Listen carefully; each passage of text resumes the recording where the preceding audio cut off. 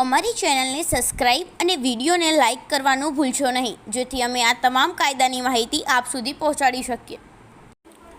કલમ 43 મિલકતના ખાનગી બચાવના હકની શરૂઆત અને તે ચાલુ રહેવા બાબત.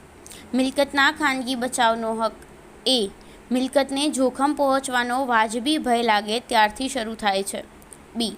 ગુનેગાર મિલકત સાથે છટકી જાય ત્યાં સુધી અથવા રાજ્ય સત્તાધિકારીઓની મદદ મળે અથવા મિલકત પાછી મળી જાય ત્યાં સુધી ચોરી સામે મિલકતનો ખાનગી બચાવનો હક ચાલુ રહે છે.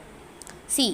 ગુનેગાર કોઈ વ્યક્તિનું મૃત્યુ નિપજાવે અથવા તેને વ્યથા કરે અથવા તેનો ગેરકાયદેસર અવરોધ કરે અથવા તેનું મૃત્યુ નિપજાવવાની અથવા તેને વ્યથા કરવાની અથવા તેને ગેરકાયદેસર અવરોધ કરવાની કોશિશ કરે ત્યાં સુધી અથવા તાત્કાલિક મૃત્યુ, તાત્કાલિક વ્યથા અથવા પોતાના તાત્કાલિક શારીરિક અવરોધોનો ભય ચાલુ રહે ત્યાં સુધી લૂંટ સામે મિલકતના ખાનગી બચાવનો હક ચાલુ રહે છે.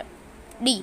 ગુનેગાર ગુનાહિત અપપ્રવેશ અથવા બગાડ કરવાનું ચાલુ રાખે ત્યાં સુધી ગુનાહિત અપપ્રવેશ અથવા બગાડ સાથે મિલકતના ખાનગી બચાવનો હક ચાલુ રહે છે. ઈ.